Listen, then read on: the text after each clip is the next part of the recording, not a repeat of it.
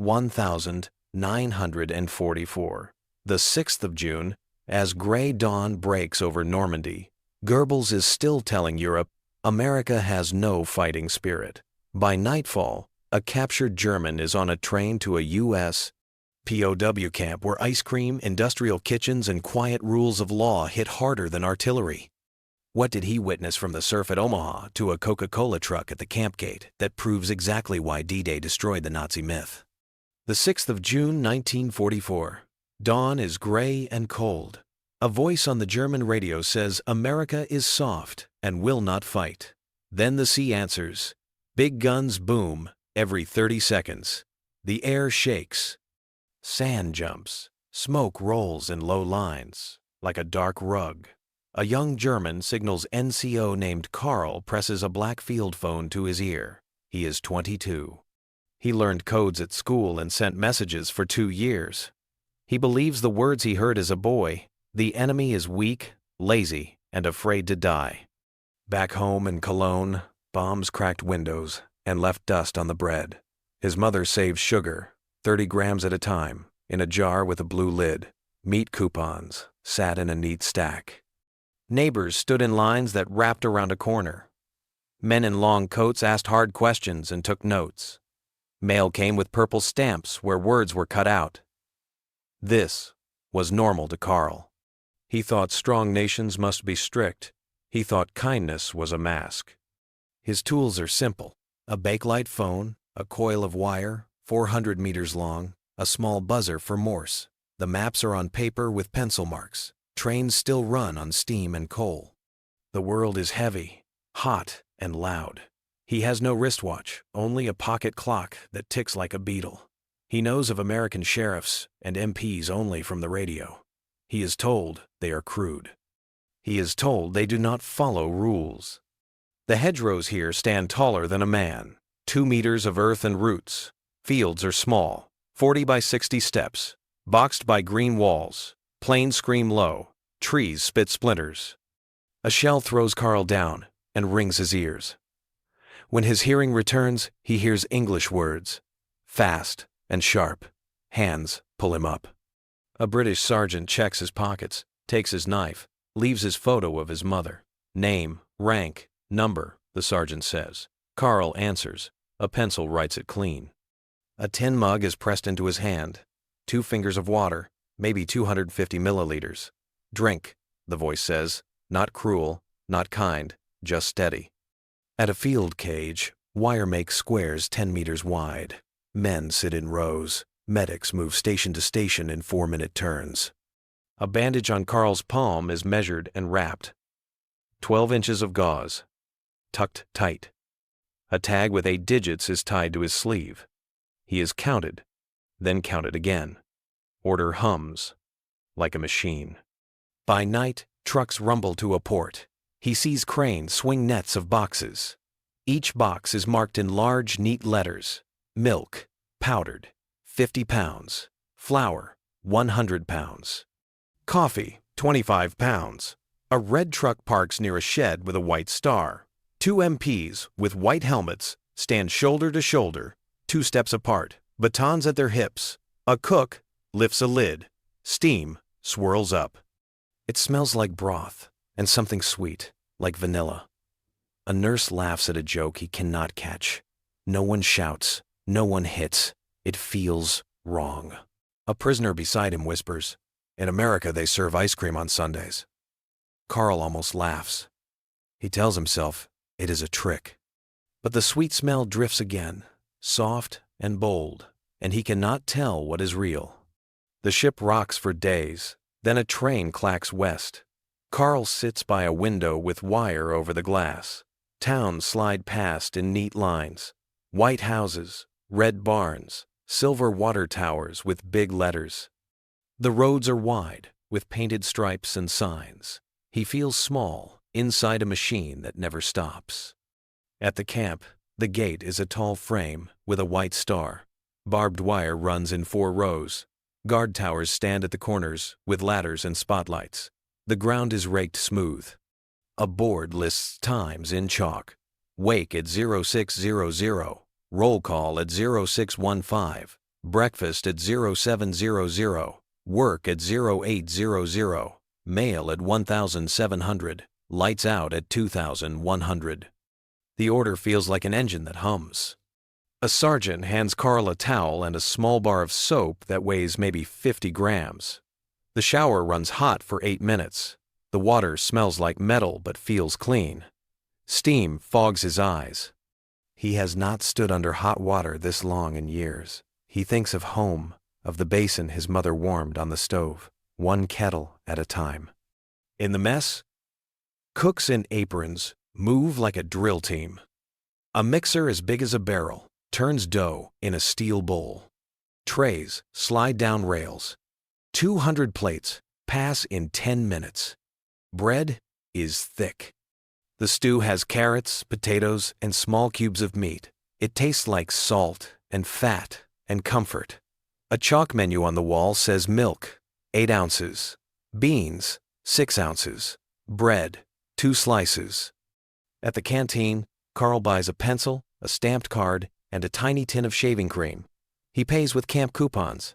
The clerk smiles and points at a sign. No cash, 1 item per man, Sunday closed. A Coca-Cola truck pulls up to the loading bay. The red paint shines. The driver unloads 12 crates, each with 24 bottles. The glass catches the sun and throws white knives of light across the floor. The driver jokes with a cook about baseball. Carl does not know the rules, but he hears joy in the words. On work detail at a farm, he sees machines that eat acres. A tractor roars and pulls a combine 3 meters wide. Grain pours up a metal throat into a bin that stands 20 meters tall. A belt moves the grain without a person touching it. The farmer's wife puts cold lemonade on a table and 2 thick sandwiches wrapped in wax paper. She nods to him, sets an apple beside the cup, and goes back inside. He looks for scorn and cannot find it. That night, an MP returns the photo of his mother he dropped by the fence. "You dropped this," the MP says, soft but firm. Carl writes new words in his small book: plenty, timing, rules, mercy. He tries to push them away, yet they stay. Somewhere far off, a bell rings the hour, and he knows this land keeps time still.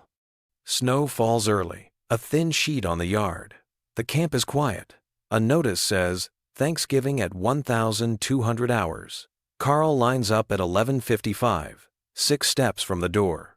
The hall smells like butter and pepper. Steam rises from pans. A cook carves turkey and weighs each slice so each plate gets 6 ounces. Stuffing lands in squares, 2 by 2 inches. Cranberries shine. A wedge of pie sits by a cup of milk, 8 ounces.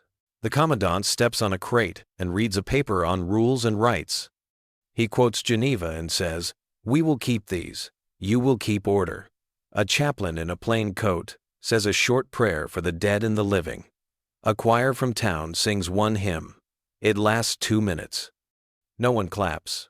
The room takes the sound and lets it go. Carl eats slow. The meat is warm and soft. The crust snaps. The milk stings his teeth. He thinks of home and a table with empty plates. He thinks of his mother's jar with sugar for holidays, 30 grams at a time. He feels shame and thanks at once, half and half in his chest. Later that week, he works at the farm again. A window shows a gold star on a blue flag. The farmer's son died in Italy. Still, the wife folds a napkin with 2 cookies and puts it in Carl's hand. "For later," she says, then turns away. At night, the camp shows a film. It is Omaha Beach. Boats jump on gray water. Men run with packs. Smoke wipes the screen. Carl knows those dunes. He remembers the tick of his pocket clock and the 30-second shock of the guns. The film shows medics pulling men to cover. It shows a line of prisoners getting water by the quart. He whispers, "They fought." The word is small and true. He signs up for English class. The teacher writes 3 words 8 inches high on a blackboard: law, work, trust. Carl copies them in his small book. He adds his own: plenty, timing, mercy. He opens a magazine and sees a kitchen that can make 1,000 meals in 1 hour. He studies belts, bins, and lists. He writes, "Power is quiet," in the margin. In the barracks, some men still speak the old talk. They say the food is a trick. They say the order is a show. Karl does not argue. He hears lights out at 2,100, and the steps of the guard 12 paces each way. The sound is the shape of rules, and it does not change with hate. He starts a diary on scraps. Goebbels said they would not fight, he writes. They crossed an ocean. They crossed a beach. They feed enemies by schedule. They sing for the dead. He shuts his eyes and sees the red truck, the hymn, and the gold star. He writes, "If strength can be fair, what else did I learn wrong?" Spring 1946. The ship slides into a gray harbor. Rain hangs in thin lines, like thread. A siren moans once, then quits. Karl grips the rail with the hand that once held a field phone.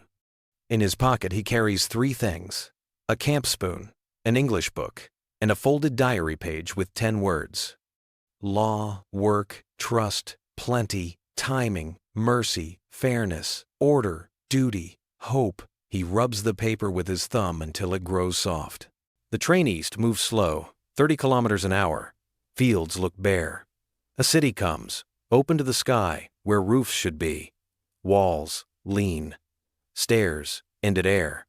His old street is wide with rubble 2 meters high. The door to his house is gone. His mother stands in the frame of a window with a scarf tight to her jaw. She weighs less, about 45 kilos. They hug for a long count of 60. She asks if he ate. He shows the spoon and smiles. Life begins again in small parts. He sweeps glass from 2 rooms, 10 minutes each morning. He stacks bricks in rows that are 2 hands deep and 1 hand high. He boils water for 5 minutes, counts to 300, then lets it cool. He scrubs his hands for 20 seconds before meals. He makes a list on a card. Wake 0600, sweep 0610, fetch water 0630, repair 0700. The habit from the camp holds. Time turns to a path. He breathes deep and feels steady. Work comes at a power yard. He trains as an electrician. Tools line up on a bench. Wires are cut to the centimeter. He writes steps on a board. Check, lock, test. He shows a younger man how to tag a line with cloth and ink. "We follow rules to stay alive," he says. "We follow rules to serve others." The words feel strong. On Sunday, he walks past a bakery with a loaf in the window. The bread is small, 400 grams, but it smells like a warm hand. A girl and boy stare at it through the glass. He hears his stomach. A bell strikes the hour. He has 2 apples in his bag. He sets one on the stoop, then the other. "For later," he says, and steps away. He joins a civic club that meets every Wednesday at 1900. They talk of drains, schools, and votes. He writes a letter to the paper, 12 lines long, about why rules must be public and fair. At night he tells his children stories of a farm wife with a gold star and 2 cookies. He tells them strength is not loud. It is a schedule kept. It is a meal shared across a wire. He keeps the spoon on the table and the diary in a drawer. "They won with steel and courage," he says. "But what stayed in me was this: rules kept, meals shared, and the refusal to hate. That spirit no lie can kill."